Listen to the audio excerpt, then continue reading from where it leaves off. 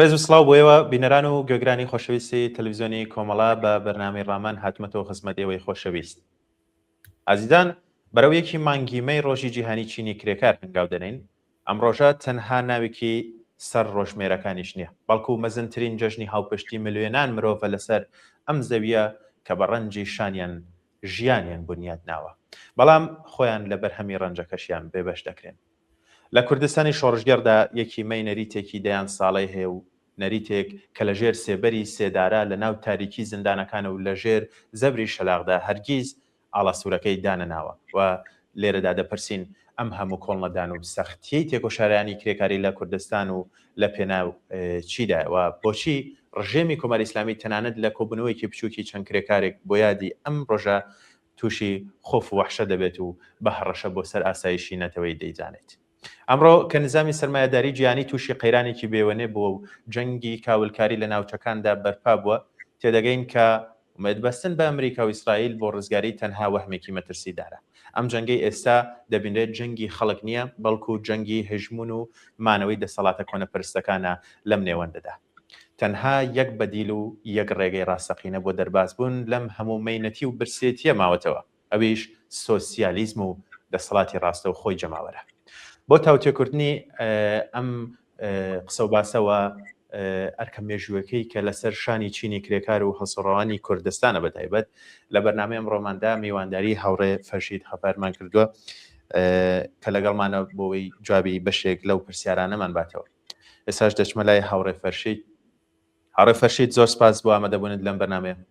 زۆر سپاس، سڵاو ڕێزم هەیە بۆ ئێوە، هیوادارم هەموو لایتان باش بن. منیش بەش بە حاڵ خۆم پیرۆزبایی ئەوڵی مایەمێ ڕۆژی هاوپشتی جیهانی چینی کرێکار لە هەموو کرێکارانی دنیا و ئێران و بەتایبەت کرێکارانی کوردستانەکەم بە هیوای سەرکەوتنی شۆڕشی کرێکاری و چەساوەکان هەر بژیت لە خزمەتە. زۆر سپاس. هاوڕێ فەرشید،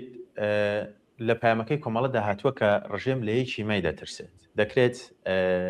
پێمان بڵێن بۆچی کۆبوونەوەیەکی سادەی کرێکاران خەو لە چاوی دەسەڵاتدارانی تاران دەڕزێنێت، یاخۆدایە ئەوان لەوێدا بۆنی چی دەکەن کاوە دەست و پێی خۆیان لێون دەبێت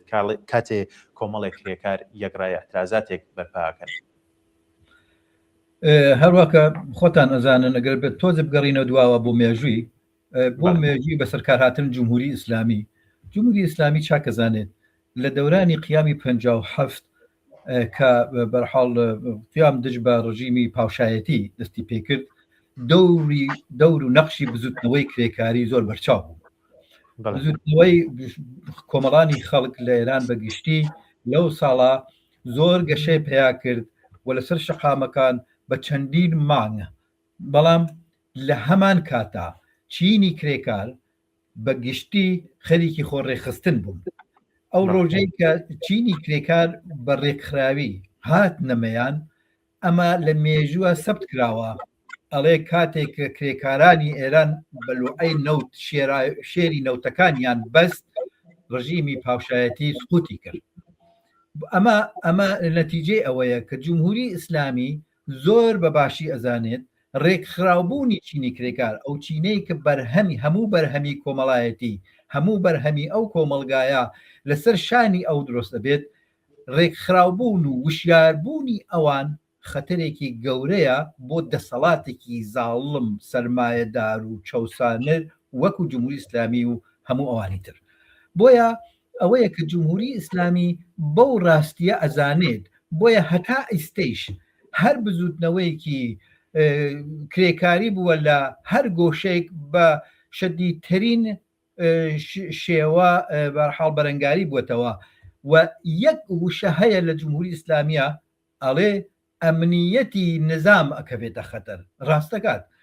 شۆڕشی کرێکاری، بزوتنەوەی کرێکاری، وشیاری کرێکارەکان و ڕێکخستنی کرێکاران ئەتوانێت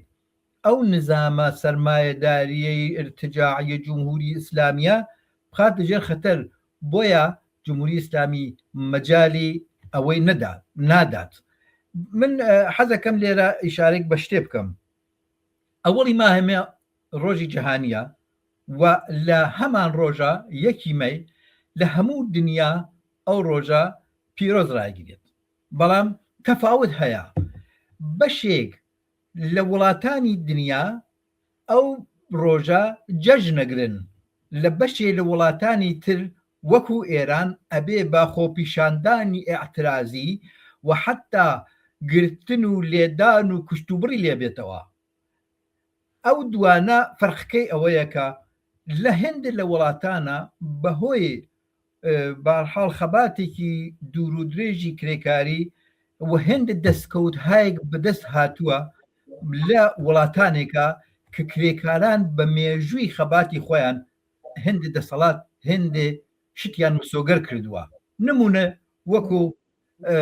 قەراردادگەری دەستە جەمعی، وەکو بیمەی کار، وەکو ئیمنی و بێداشتی محیتی کار، وەکو بیمەی نەخۆشبوون، وەکو حادسەی کار، هەمووی ئەمانە لە هێندێک لە وڵاتانە مسۆگەر بووگا. ئەمە لە باشی سەرمایەدار نەبووە کە بە کرێکارەکانی داوە، بەڵکە لەوێ بە خەباتێکی چەند ها و چەند ساڵە بەڕێک خراوبوون ئازادی تەشەکل لێرە هەیە، ئازادی اعتساب هەیە لە هێندی لە وڵاتانە. بۆیە لە وڵاتانە ئەوڵی مایمێ دوو ئیشە، یەکێکی پیرۆز ڕایەگرن وەکو جەژن ناوی لێ ئەبن بۆچی بۆ ئەوە ئەو دەستکەوتگەرە کە هەیەە ئەوانە بپارێزن و لە هەمان کاتە پرۆگرام و پرۆژەی تازە، داواکاری تازە و پلانی تازە دائنن بۆ ئەوەی کە لەسەری بڕۆن بۆ بەدەستهێنانی هێندێکی تر لە داواکاریەکانیان لە ساڵی داهاتووە. بەڵام بینی لە وڵاتانێکی تر وەکو ئێران وەکو زۆر وڵات هەیە بەرحاڵی لەوانەیە کاتی نەبێت بە تایبەت وەکو ئێران لەوێ وەکو جەژن ڕاستە سەرکەوتنی هەر کرێکارێک لە هەر نقطەیەک لە جیهانە دەستکەوتە سەرکەوتنی کرێکارانی ترە بۆ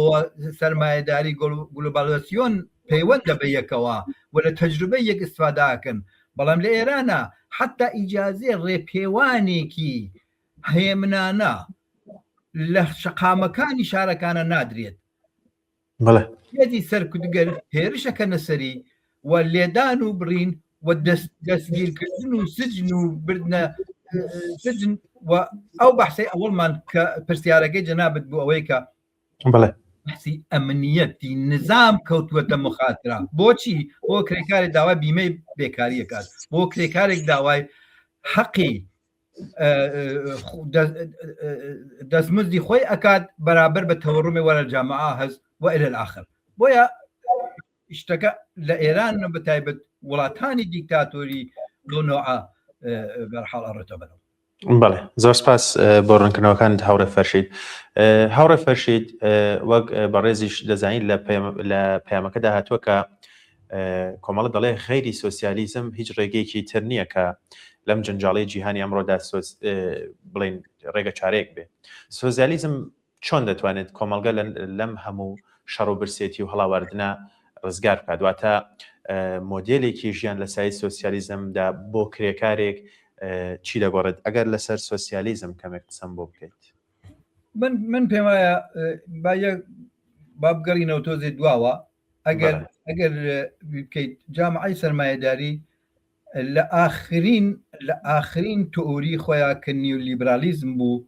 پێوا بوو بەرامبەر بە جنبشی کرێکاری و بزوتنەوەی کرێکاری و سۆسیالیزم نیۆلیبرالیزم ئەتوانێت ڕزگارکەری سەرمایەداری بێت لە هەموو بەحرانەکانیە. بەحرانگیر سەرمایەداری لە ئەمڕۆی لە دنیا لەوانەیە ئەگەر سەیری بکەیت دانێکی شەڕە، دووی شەڕە، بەقیەی ئەوانی تر ئەگەر بینیتە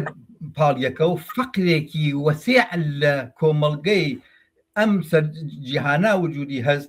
کە جامعەی سەرمایەداری ناتوانێت جواب دەرەوەی بێت مەگەر بە ئەوەی کە بتوانێت ئەو تئۆریانەی و ئەو سیاسەتانەی کە دای ڕشتووە بە عەمەڵی فەشەلی ئەعلام بکات. دلیلەکەی زۆر سادەیە. سۆسیالیزم شتێک نییە کە غێر لە دەستڕەسا بێت، بەڵکە ئەوەیە کە جامعەیەک کە ئەکسەریەتی کۆمەلگاکەی بەشی زۆری ئەو کۆمەلگا کرێکار و زەحمەتکێش و ئینسان هەیەکن کە ئەم کۆمەلگا ئەبەنە بەرەوە بەڵام خاوەنی صاحبی وەسیلەی تەولید نین و هێزی کاری خۆیان بەکارهێنن بۆ ئەوەی کە بتوانن ئەمرار معاش بکەن ژیان بکەن و بەرحاڵ پارەی ژیان و پارەی کار و چالاکی خۆیان بەدەست بێنن ئەوەیە کە لە جامعەی سەرمایەداریە وەزعیەت ئەوەیە کە سەرمایەدار دائیمە هەوڵی ئەوەیە هەرچی زیاتر سوود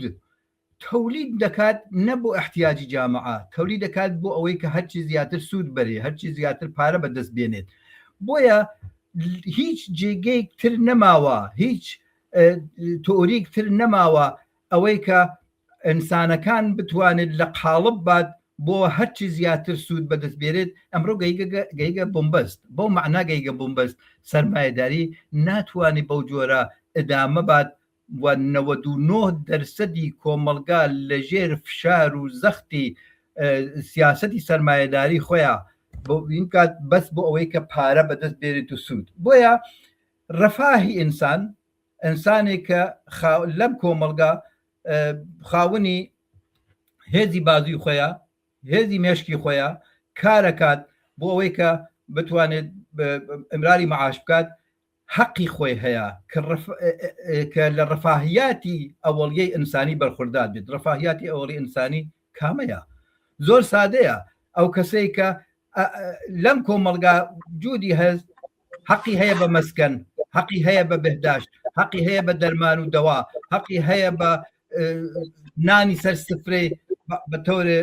باسڵاح نۆرماڵ ئینسانی هەمووی ئەمانە لەم کۆمەلگا ئیمڕۆ سەرمایەداری بە دەلیلی سووداوەری زیاتر بۆ سەرمایە هەموو ڕۆژێتێت بەشێکی لێ ئەبڕێت بۆیە سوسیالیزم معنای واقعیەکەی ئەوەیە جامعەی سەرمایەداری گەیگە بە نقطەیەک لەوە زیاتر ناتوانێت ئەم خەڵکە و ئەم تەچینە لەوە زیاتر بچەوسێنێتەوە بۆ سووداوەری سەرمایە بۆیە نقطەی پایانی ئەوەسە کە پێ ئەڵین جنبشی 99% بەرامبەر بە 1% کە دەسەڵاتی هەیە ئەتوانێت باسڵاح سەرنەوشتی خۆی بەدەستەوە بگرێت. بەڵێ زۆر سپاس هاوڕێ فەرشید وەک لە پێشەکێکەشە باسم کرد لە کوردستانی شۆڕژێردا یەکیمەی نەریتێکی دەیان ساڵەی هەیە کە لەژێر شەلاقی زیندان و گرتن و کوشتندا بەردەوام یادی ئەم ڕۆژەیان کردوتەوە ئەپرسم هۆکار چییە کە لەژێر ئەم هەموو زوڵم و زۆرە کە بەرامبەر چینی کرێکار کراوە بەردەوام ئەم یادەی لە وەختی خۆیان کردوێتەوە ئاڵاسوورەکەیان دانەناوە یاخود ئەگەر بە جۆرێکتە بپرسم هەڵوێست و ئەرکی چینی کرێکە بەردەوام بێ بە چ جۆرێک بێ ئەگەر باسی کوردستان بە تەوری مشخص قەتعەن ئەگەر بگەڕینەوە پێش بوونی هێزێکی چەپ و کۆمونیست و سوسیالیزم لە کوردستان دەوری سەرەکی هەبووە بۆیە بزوتنەوەی چەپ لە کوردستانە کە ڕابەرایەتی ئەو بزوتنەوەیە هەر لە 50 ساڵ لەمەوە بەرەوە بەدەست کۆمەڵەوە بووە بەشی ئەسڵیەکەی کۆمەڵە ڕابەری کردووە ئەو بزوتنەوە هەتا هاتووە پتەوتر محکەمتر و بەرچاوڕوونێکی زۆرتری و پێ دیار بووە بۆیە بزوتنەوەی کرێکاری لە کوردستانە بزوتنەوەیەک نەبووە هەر خۆڕسق سەر هەڵگرێک بەڵکە بزوێنەری بووە هاندەری بووە کە ڕێکخراوێکی وەکو کۆمەڵە هەتا ئیستەیژ ئەو ڕێکخراوەیە کە بزوتنەوەی چەپی لە کوردستانە سازمان داوە وشیارانە بەرەو پێشی بردووە سنەتی ئەوەڵی ماهمەی یەکێ لە سنەتەکانە کە لە کوردستانە کەماکان لەژێر هەموو زەخت و فشارێکە لە کوردستان چوەتە پێشەوە ئێمە لە کوردستان سنەتهایەکی یەکجار زۆرمان هەیە کە شاید زۆر بە جورعەتەوەتانم بڵم لە بەقیە ئێرانە زەعیفە و نەبووە نمونەتەن اعتصاباتی سەراسەری لە کوردستانە پا بە پای هەر وەزعێ کە اتفاق کەفێ لە کوردستانە ئەو وەکو سنەتێ بەکارهێنراوە و هەموو خەڵک بەگشتی بەشداری تیا کردووە و هەروەها سنەتی ئەوەڵی ماهمێ سنەتی ئەوەڵی ماهمێ سنەتی بووە کە لە بزوتنەوەی چەپ وەرگیراوە و مەبەستی ئەوەیە کە نیشانی داوە لە کوردستان کە تەبەقەی کرێکار و چینی کرێکار لەو ڕۆژە لەگەڵ چینی کرێکاری جیهانی لە یەک مستەوا و لە یەک ئاستا خەباتەکەن و یەک هەدەف و بۆچوونیان هەیە بۆیە ئەو تەئسیراتە لە کوردستان کەماکان هێشتا بەخۆی خۆی باقیە و سنەتهای ئەوڵی ماهمێ ئەمڕۆ ئێمە یەکێ لە مهمترین شتێک کاتوانین باسی بکەین لە ساڵی 1961 یا 62 ئەگەر لە بیر مابێ جەژنی ئەوڵی ماهمێ لە سناییت هاوڕێیان بەخکردو جەماڵ چراغ وەیسی لێنە دەستەکە بە قسەکردن و قسەهایەکی یەکجار سخۆنڕانێکی یەکجار باش پڕمحتەوا و ڕۆشن و شەفاف لەسەر وەزعیەتی چینی کرێکار و چۆنیەتی بەڕێوەبردننی یەکی ماه و وەزایفی چینی کرێکار لە بزوتنەوەی چەپە باسەکات کە ئەمە وای لێتێت کە جمهوری ئیسلامی تحمڵی ئەوەی نامێنێت کە دوجار هاوڕێ جەماڵ ئەگیرگێت و بەرحاڵ لە ژێر ئەشکەنجە و بەرحاڵ زیندان و ئەوانە ئەعدامەکرێت مەبەستم ئەوەیە ئەم سنەتانە لە کوردستانە سنەتایەک جێکەوتووە و کرێکارانی پێشڕەو لە کوردستانە کەماکان بە ئاگەهی بە ئەم ڕۆژە ئەوەنە بەرە و من پێم وایە سنەتێکە کە ئەتوانێت بەرحاڵ وەکو ئەزمونێ بێت کە لە هەموو ئێران کەڵکی لێوە بگرێت نەتەنها بۆ ئەوەڵی ماهمێ بەڵکە سنەتهایەکی تر هەیە کە بەرحاڵی سەرجێگەی نییە من ئیشارێکم کرد بە عەتساباتەکە زۆر باشە نێرانی چینی کرێکار ناحەزانی چینی کرێکار ئەوانەی کەوا بەرژەوەندیان وا دەخوازێت دژی چینی کرێکار بن هەمیشە شکستەکانی ڕابردوو وەکو تۆی بێهیوایی دەچێن وەکو قسە و قسەڵۆکانەی کەوا کرێکار هیچی نابێبەیەک و جۆرێک لەو قسانە کرێکارانی پێشڕەوی کوردستان بەتایبەت کە قسەی لەسەر بکەین چۆن ئەتوانن لەم بێ ئاسوەیە تێپەڕن و بیسەلمێنن بۆ نێرانە کە مێژوو هێشتا کۆتایی نەهاتووە و سەرکەوتنی چینی کرێکار کە لە یەکگرتنایە بەردەوامە و بەردەوامی چێبێ ئەوزانی ئەوانەی کە ئەو قساکەن وەکو ئەوەیە زۆر بە ئاشکرا دانن کەسێک نانی سەر سفرەی مناڵەکانی هەڵەگرێت و ئێبات مناڵەکانی بە برسیە مێنێتەوە ئەڵێ قەی ناکایترەوە وایە نابێ هیچێ بکەیت ئەبێ لە دەستەژنۆیی دابنیشیت و بە هەر حاڵ کابراوەتی قبولی بکەیت ئەمە ئەوەیە بۆیە ئەو ئاسوەی کە باسی ئەەکەین ئەوەیە ئەگەر لە کۆمەڵگەی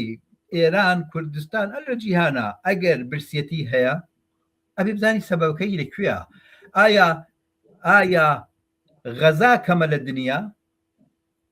ئایا بەرهەمهێنان کەمە لە دنیا ئایا بە ئەندازەی کافی مایحتاجی زندگی نییە نەخێر هەموو شتێک هەیە ئەی بۆ بەشێک لەم کوڕی زەویە لەم بەشەرە 8 میلیاردیا ئەبێ شەو بە برسیەتی سەبەبەکانی کامەیە ئەگەر زانیت ئەگەر دەوا و دەرمان نییە نەخێر هەیە ئیمکانات نییە هەیە بەهداشت هەیە ئیمکانات هەیە بەڵام بۆ هێندێک خەڵک بۆ بەشی زۆری لە خەڵک ناتوانێ بەکاری بێنێ بە کەڵکی بێنێ بۆچی ئەم پرسیارانە ئەگەر جواب بیتەوە گەی بۆ نەتیجا بەڵام ئەو کەسانە خۆیان گێلەکەن لەم پرسیارە نەخێر هەموو ئیمکاناتێک لە کوڕی زەوی هەیە بەڵام بۆ بەشێ زۆری لەم خەڵکە لەم ئیمکاناتە بەرخوردانین بە دلیل ئەوەی کە لە شوێنێکەوە لێیان وەرئەگیرگێت لە شوێنێکەوە غەدریان لێەکەن زۆڵمیان لێەکەن و ئەیان چەوسێننەوە علم و ئاگاهی ئەتوانێت ئەو ڕێگە خۆشکەرە بێت بۆ ئەوەی کە بتوانیت لە داهاتووە بەرەو شۆڕشێکی سوسیالیستی بچیت شۆڕشی سوسیالیستی ئەوەیە کە هەموو کەسێک لەم کۆمەڵگا حەقی ژیانی هەیە ژیان بە مانای ژیانی شیاوی ئینسان ژیان بەو مانایەکە هیچ کەم و کەسێکی لە ژیانە نەبێت نە لەباری خواردن و خۆراکە و نە لەباری بێداشت و دەرمانەوە نە لەباری خوێندن و مەکتەب و ئەلم و زانستیەوە لە هیچ بوارێکە. بۆیە من پێم وایە ئەو کەسانە لە بەشێکی لە نەزانیا هەز، بەڵام بەشێ یەکجار زۆری لە بیرۆ ڕای سەرمایەدارانەوە سەرچاوە ئەگرێت کە ئەیانەوێ بقەبوڵێنن بە خەڵک کە نەخێر ئەگەر ژیانی هەیە هەر ئەمەیە، لە دوای ئەمە هیچتر نییە، هەموو خەڵک ئەبێ قەناعەت پێ بکەن. ئەلبەت ئەوەی بڵم کە زۆر لایەن دەورە بینن لە زۆر شتا بەکاریهێنن بۆ ئەوە قەناعەتکەن بە خەڵک کە ژیانێکتر غێر لەم ژیانە سەرمایەداری و لەم نەکبەتەی کە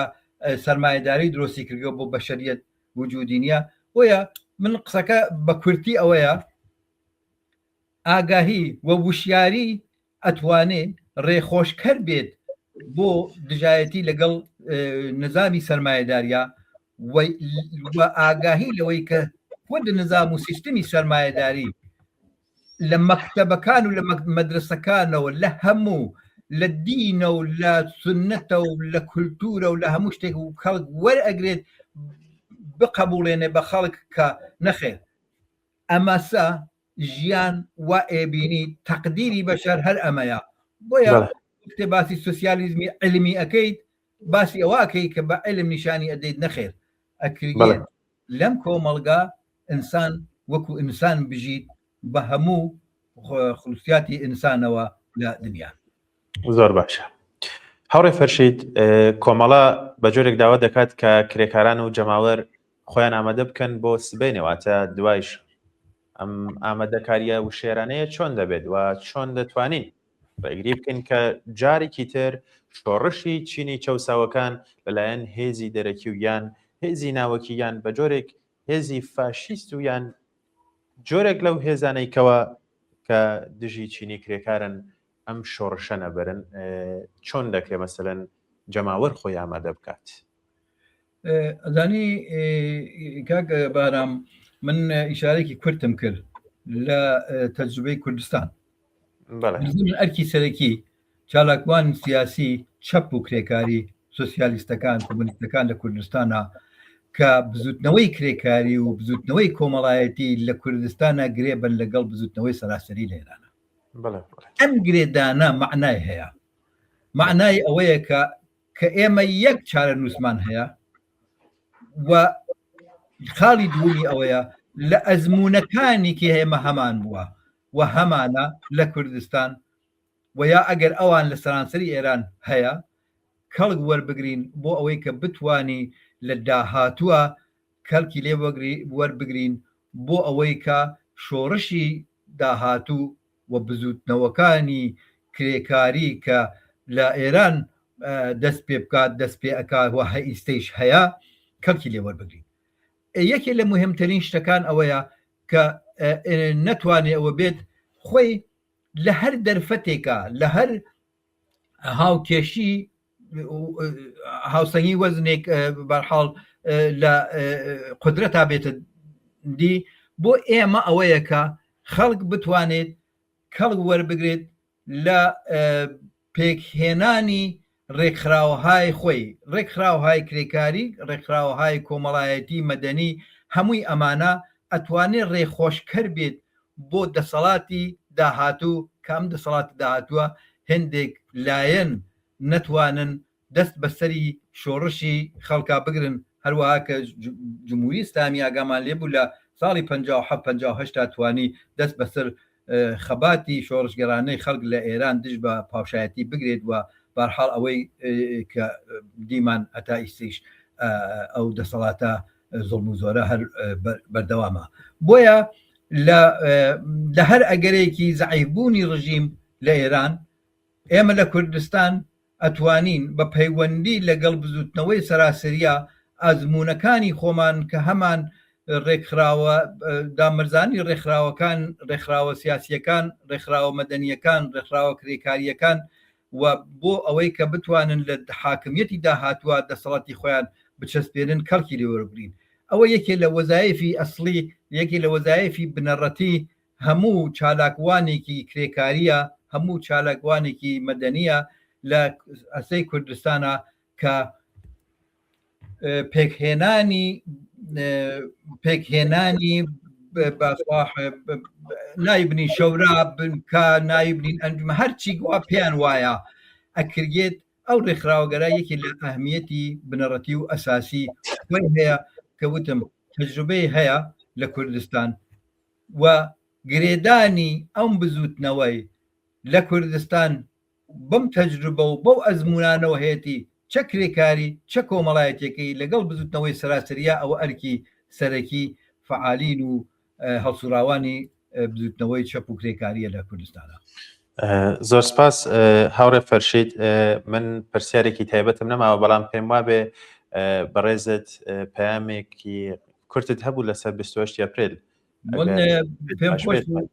زۆر سپاس دەکەم کاک بارانگیان. من ڕاستەکەی ئێمە بەرەوپیری ڕاستە ئەوەڵی مایەمێ ئەچین بەحسەکە ئەوە بوو، بەڵام حەزەکەم ئاماژە بکەم بە 28 ئاپریلی هەموو ساڵێک کە ڕۆژی جیهانی بەرەنگاربوونە لەگەڵ نائەمنی محەلی کار و بێداشتی محەلی کار کە ساڵانە من ئەمساڵ گزارشی پارم دەست نەگەیشتوە 2025 بەڵام راپۆرتی پارم هەیە کە ساڵانە لە بینی 2 ملیۆن و 200 تا 2 ملیۆن و 400 هەزار لە سەطحی لە دنیا کرێکار بە سەبەبی کار گیانی خۆیان لە دەست ئەدەن. ئەمە قەتڵێکی عەمدی سەرمایەدارەکان و ساحێبکارەکانە، بەڵام هیچ قانونێ پەیگیری ئەمە ناکات. ئەم راپۆرتە کە باسم کرد راپۆرتێکە کە ساڵانە ڕێکخراوی جیهانی کار بڵاوی ئەکاتەوە کە لە وڵاتانی دنیاوە ئەم راپۆرتە بە و ڕێکخراوە دەرگێت. من کە ئەڵم 2 ملیۆن و 200 2 ملیۆن و 400 قەتعەن زۆر لەوە زیاترە کە راپۆرتی نەدراوە، بەڵام ئەمە شامڵی هەموو کرێکارانێکە بن. زۆر کرێکاران لە دنیا هەن لە شوێنهایەکی کارەکەن کاری شیمیکاریە، هەموو موادی شیمیایی بەکارە بن کە لەسەر ئەوە بە ماوەیەکی زۆر کەم تووشی نەخۆشی ئەبن و گیان خۆیان لە دەستە بن، یا زۆر کرێکار لە کارخانەکانە کەبنە بەرمەکینە، یا زۆر کرێکار لە ساختمانەکانە کەونە خوارە و یا زۆر کرێکار لە بەندەرەکانە لە ئەنوای ئەمانە کە ئەمە بەرحاڵ کاتاسترۆفێک یا بەرحاڵ فاجعەیەکی یەکجار گەورەیە بۆ بەشەریەت. ساڵانە کەسێک گەرەیە ژیانی خۆی و ماڵ و منداڵی دابین بکات ئەڕوا بۆ کار ئێوارە بە سلامت ناگەڕێتەوە و بە مردووی ئێبنەوە بۆ ماڵ مناڵی. ئەمە جزوی ئەو جەنایەتانەیە کە سەرمایەداری بۆ بەشەریەتی خۆڵقاندووە. یەک ئاماژی پێ بکەم بەحوی ئەوەی من لە سوێد ئەژیم ساڵی ڕابردوو لەم سوێدا کە 10 ملیۆن جەمعیەتی هەیە و زۆر زۆر قانونی کار، قانونی ئیمنی کار، بێداشتی کار زۆر بەڕێو ئەچێت و بەرحاڵ کرێکاران زۆر دەستکەوتیان بووە لەو بوارە پار 53 کەس گیانی لە دەستا لە شوێنی کار. جا بگەی بەوەی کە لە وڵاتانی وەکو ئێران و وڵاتانی تر لە چەشنی ئێران ئەبێ چەندێک بێت ئەو وەزعە. من فقط گەرەکم بۆ بێژم جارێتتر سپاسی ئێواکەم و سپاسی هاوکاران دەکەم بۆ ئەو دەرفەتە هەر بچین. زۆر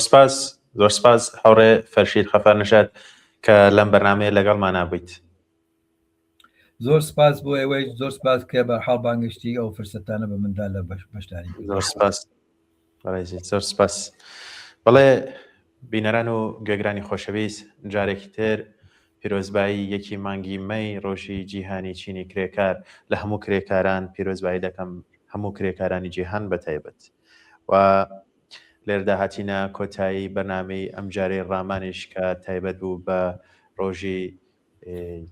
جیهانی چینی کرێکار و قسە باسێک لەسەر نائەمنی ناوچەکە بەتایبەتی. زۆر سپاس کە تاوکو و کۆتاییان بەرنامەیە لەگەڵمانە بوون. هیوادارم بەرنامێکی سوودبەخش بوو بێ. سپاس کە تاوکو کۆتاییان بەرنامەیەش لەگەڵمانە بوون. هەر شاد بن.